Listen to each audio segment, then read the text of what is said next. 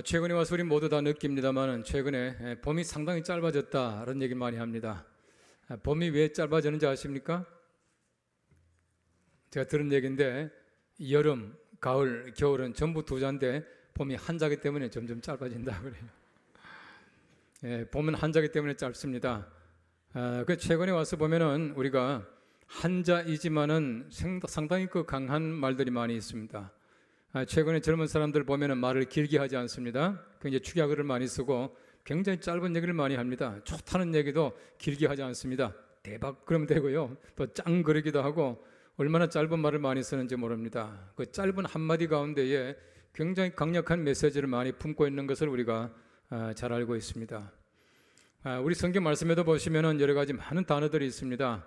물론 한글로 번역된 성경책 가운데 보면은 여러 가지 많은 단어가 있지만은 가장 제가 볼 때는 강력한 단어가 짧은 단어들이에요. 주라고 하는 단어가 가장 강력합니다. 우리가 주라고 하는 한마디 속에는 하나님과 예수 그리스도를 동격화하는 의미를 포함하고 있고 또 예수님께서 우리의 주님 되심을 얘기하고 있고 여러 가지 많은 다양한 의미를 주라고 하는 한마디 속에 포함하고 있는 것을 잘 알고 있습니다. 예수님께서는 주라고 하는 그 말을 굉장히 좋아하셨습니다. 예수님께 대하여 주여라고 하는 그 말을 예수님께서는 한 번도 외면하지 않으시고 다 응답하시고 또 들어주신 것을 우리가 잘 알고 있습니다. 베드로가 처음 예수님 만났을 때에 베드로가 예수님께 청합니다. 주여 나를 떠나소서라고 말합니다. 다시 말하면 지금까지 예수 그리스도를 주라고 인정하지 못하고 알지 못하다가 주라고 새롭게 인정하고 고백하는 장면이 바로 주여라고 하는 그 단어였습니다. 베드로가 물 위로 걸어가다 물에 빠집니다. 그때 베드로가 말하기를 주여 나를 구원하소서라고 예수님께 부탁을 합니다. 그리고 또한 예수님의 제자들이 예수님과 함께 갈릴리에 나갔다가 큰 풍랑 가운데에 예수님이 주무시는 장면을 보고는 말하기를 주여 구원하소서 우리가 죽겠나이다 라고 말하고 있습니다. 시각장애인들이 예수님이 지나가신다는 말을 듣고 말합니다. 주여 우리를 불쌍히 여기소서 그렇게 말을 했습니다. 예수님께서는 주여라고 말하는 사람들에게 한 번도 외면하지 않으신 까닭은 예수 그리스도를 주라고 인정하기 때문에 그렇습니다. 여러분 사실 우리가 예수 그리스도를 주라고 인정한다라고 하는 것은 신령한 지혜입니다. 내가 머리로 아는 것이 아니라 내가 경험으로 아는 것이 아니라 하나님이 내게 주시는 신령한 지혜 가운데서 내가 알아지는 것이 예수 그리스도를 주라고 부를 수 있는 능력이다라고 하는 것입니다. 구약 성경 말씀에 보시면 주라고 하는 단어가 많이 나옵니다. 히브리 말로 아도나이라고 하는 말이고 또 신약에서는 퀴리오스라고 하는 말입니다. 꼭 같이 아도나이나 퀴리오스가 하나님을 지칭하는 말입니다. 하나님께서는 십계명에 말씀하시기를 내 이름을 망령되게 일컫지 말라고 말씀하셔요. 그래서 이스라엘 백성들은 하나님의 이름 야훼라고 하는 이름이 나올 때마다 야훼를 부르지 않고 대신 했던 이름이 아도나이라고 하는 주라고 하는 말이었습니다. 그래서 여호와는 나의 목자시니 라고 하는 그 말도 주는 나의 목자시니 라고 그들은 읽었고 킹 제임스라고 하는 성경책에 보시면 The Lord is my shepherd 주님은 나의 목자시니 그렇게 번역하고 있는 것입니다.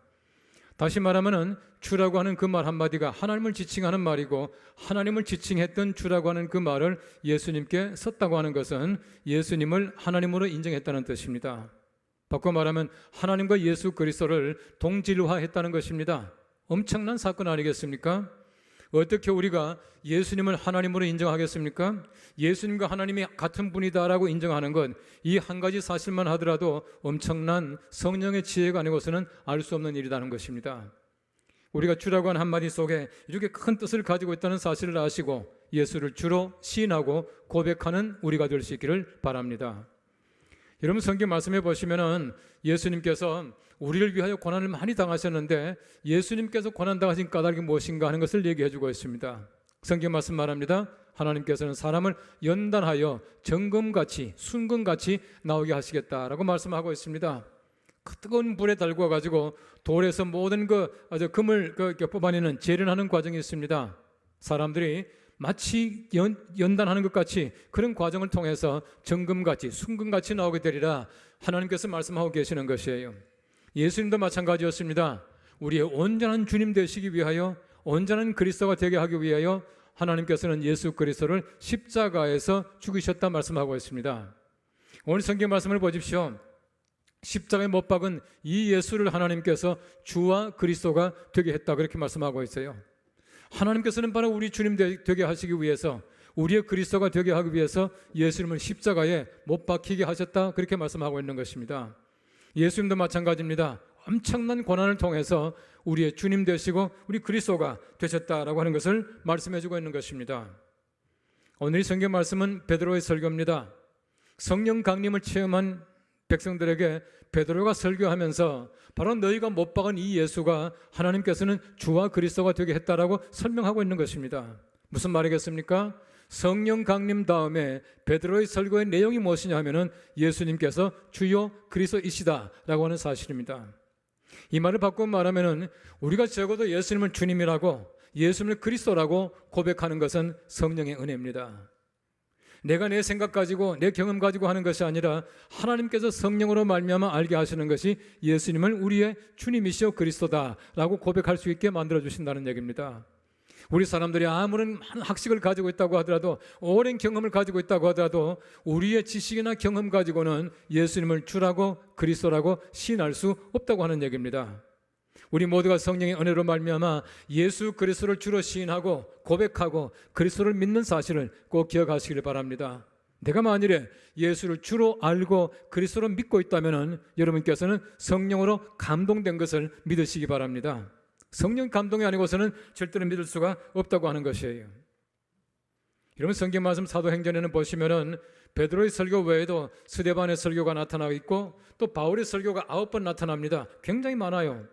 그 9번의 많은 설교 가운데서 베드로의 설교나 바울의 설교의 핵심이 무엇입니까? 설교의 핵심은 예수가 그리스도다라고 하는 그 사실입니다. 그 사실 외에 어떤 것도 아니에요.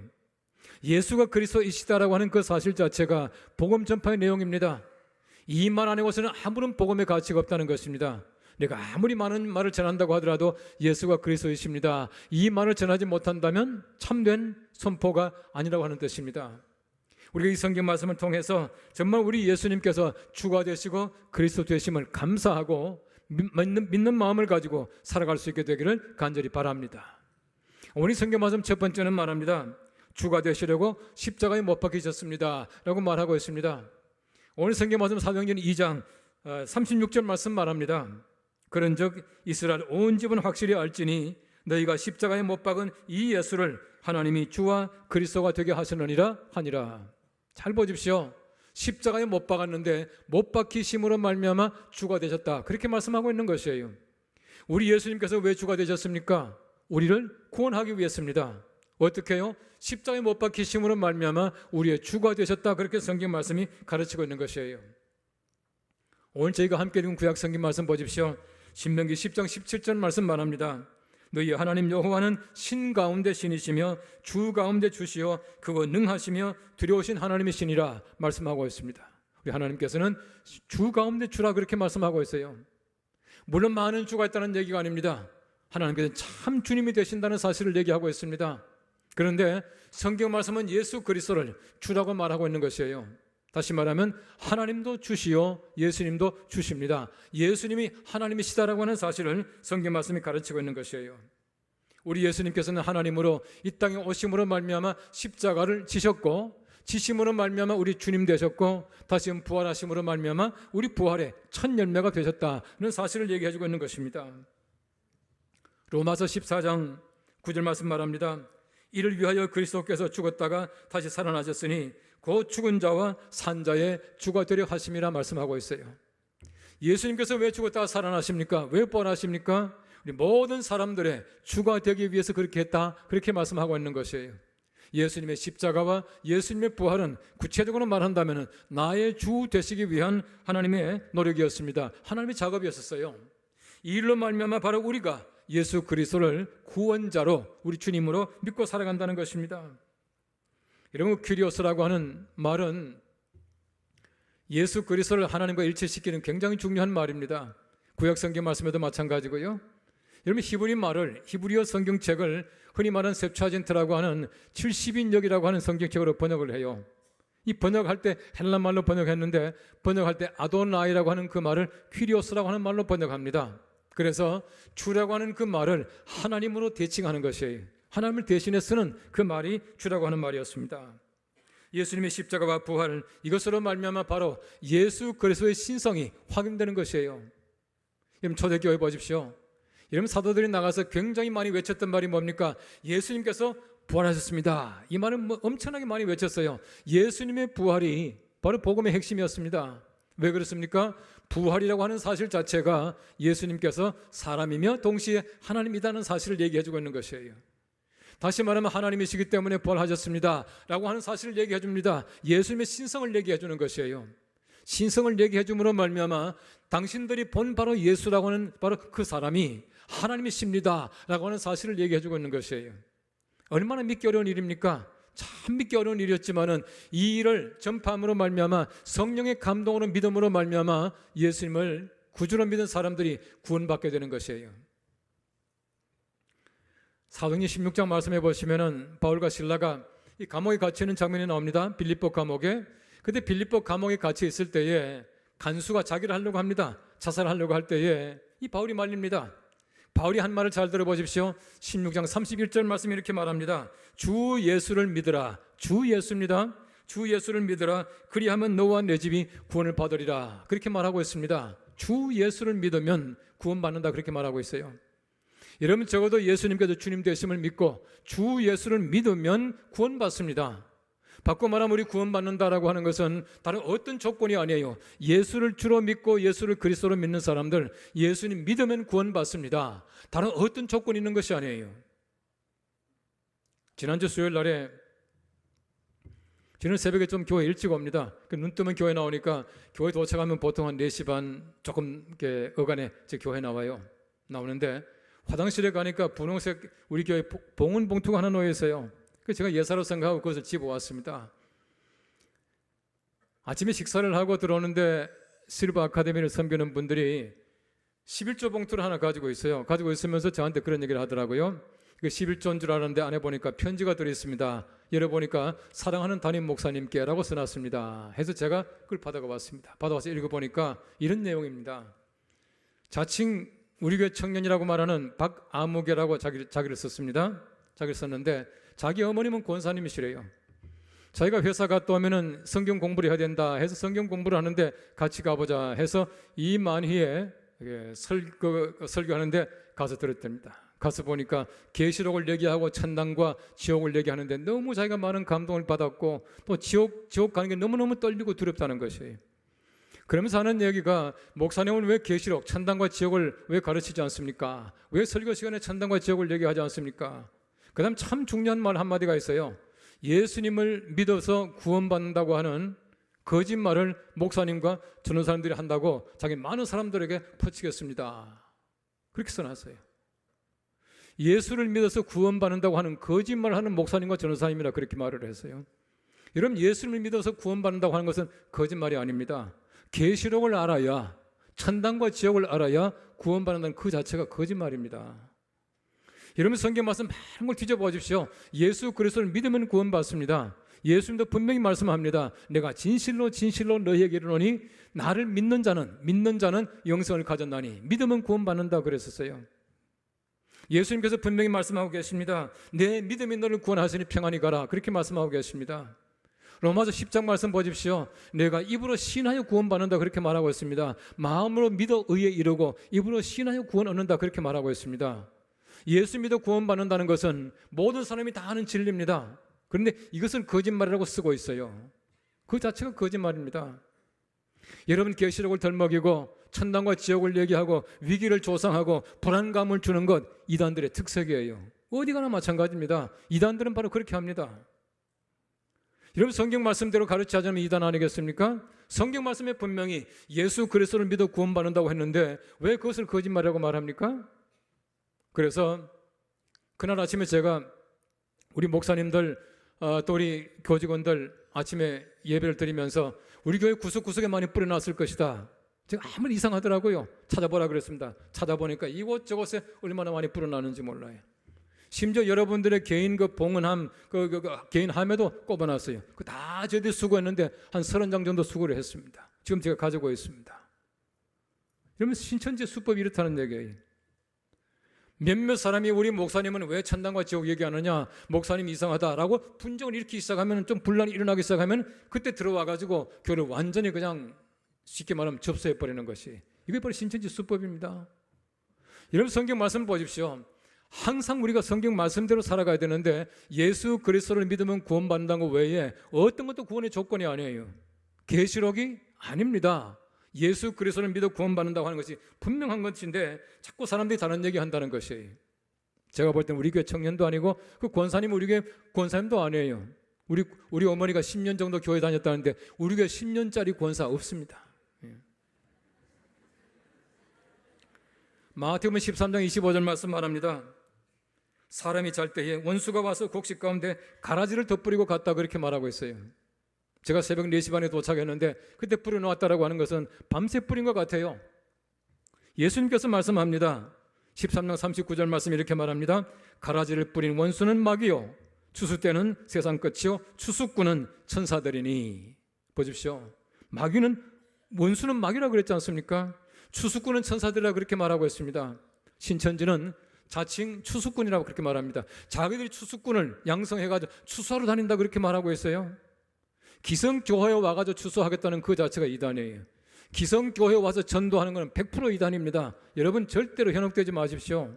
그리고 우리 교회 그분들이 잘못 선택했어요. 제가 볼 때는요. 여러분 어떤 도둑이 가장 못된 도둑이라고 생각해요? 뭐 착한 도둑이 있긴 하겠습니까만은 제가 볼 때는 제일 못된 도둑이 어떤 도둑이냐 하면은 여름 내내 땀 흘려 수고해서 가을거지 해놨는데 이 가을거지 해놓은 걸 살짝 들고 가는 그런 도둑이 있어요. 정미소 가기 전에 살짝 들고 가는 도둑이 있지 않습니까? 신문에 나대요. 그런 도둑이 제일 못된 도둑이에요. 여름 내내 땀 흘린 농부의 수고를 조금만 생각한다면 절대 그렇게 하지 못해요. 이런 잘 보십시오. 그 도둑이 추수꾼입니까? 도둑입니까? 분명히 도둑입니다. 여러분 애써서 길러놓은 것을 자기들이 추수하겠대. 누가 이걸 추수하라 그랬습니까? 도둑들이나 가져가는 것이지 도둑이에요. 여러분 절대 현혹되지 마십시오. 실제로 보시면은 천사라 그렇게 말하고 있습니다. 추수꾼이 우리 교회 봉헌 봉투를요 32장 다 썼습니다.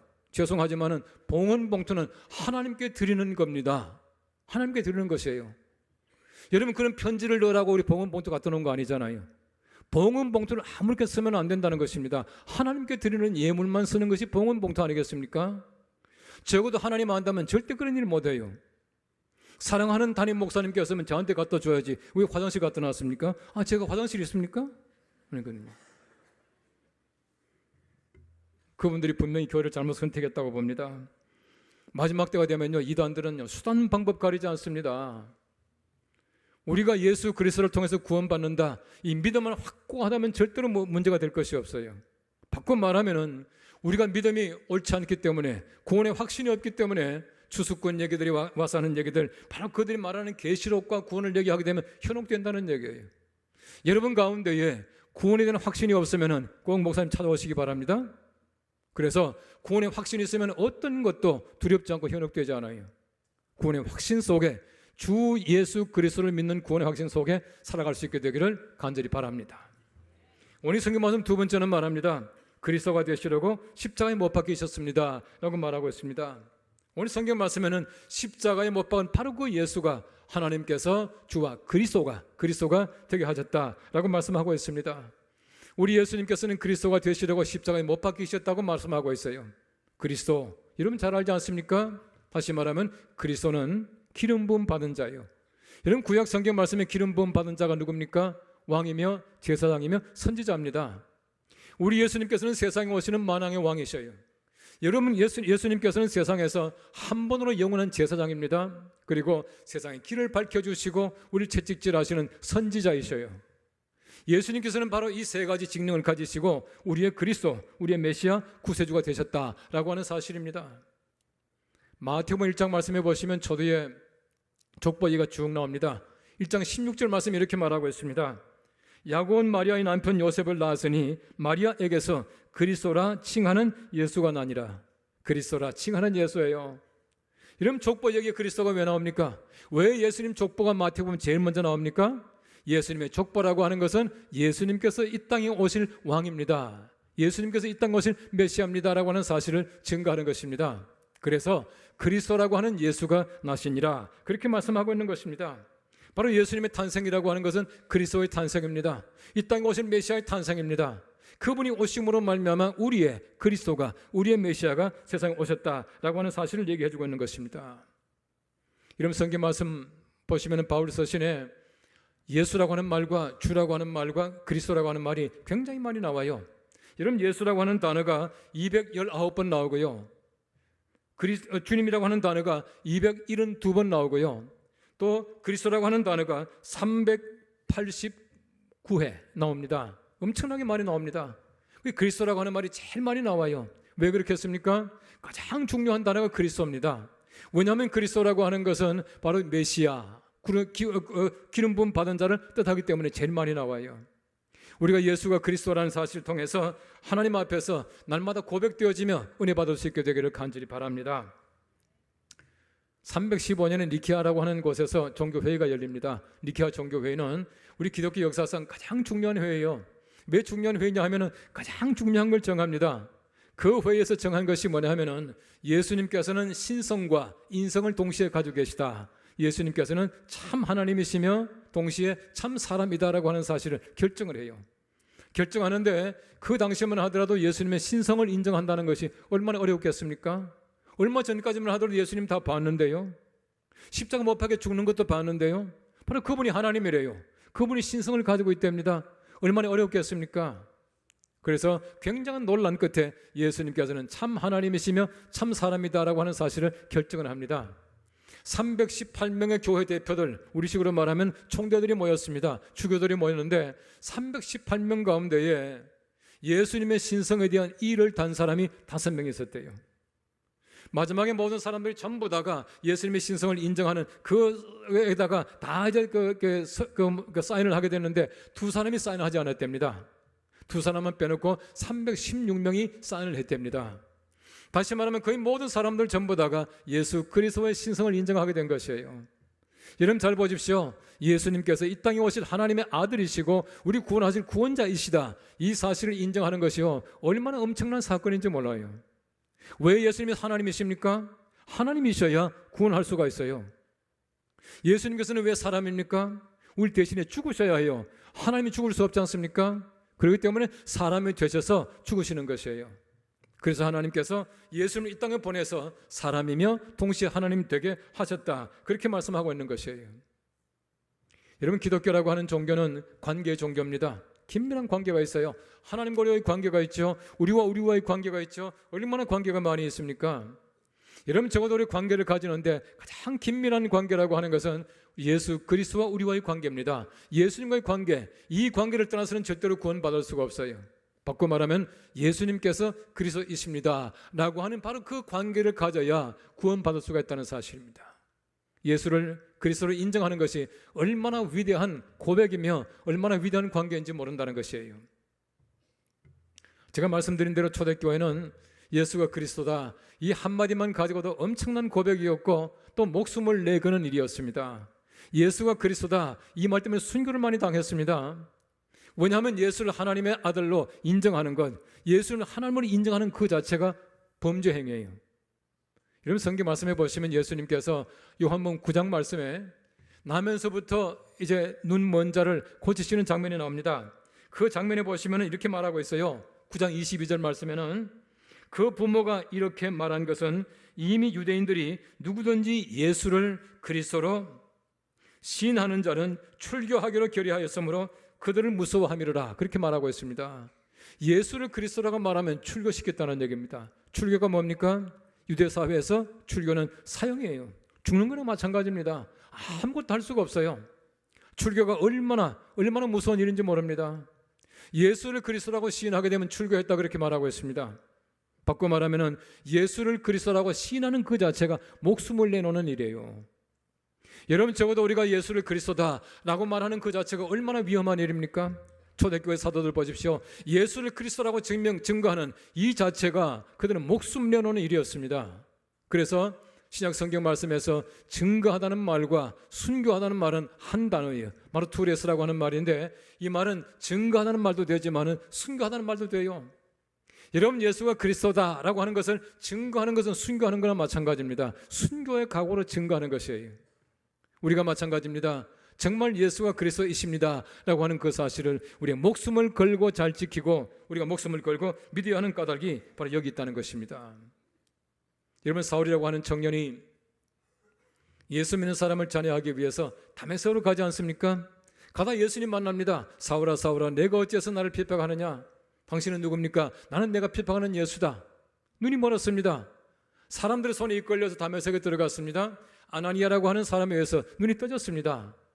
여러분, 사도행전 9장 22절 말씀 보십시오. 사울이라고 하는 사람이 눈 뜨자마자 뭘 했습니까? 이렇게 말하고 있습니다. 사울은 힘을 얻어 예수를 그리스도라 증언하여 다메섹에 사는 유대인들을 당혹하게 하니라 말하고 있습니다. 여러분, 예수 믿는 사람을 잡으러 왔다가 금방 예수가 그리스도라고 증거하니까 유대인들이 당혹하게 했다, 그렇게 말하고 있는 것이에요. 성경 말씀 곳곳 보십시오. 정말 복음을 증거한다라고 하는 것은 예수가 그리스도이십니다, 이 사실을 증거하는 것이에요. 우리 예수님께서는 십자가에 달리심으로 말미암아 그리스도가 되셨습니다. 주가 되셨습니다.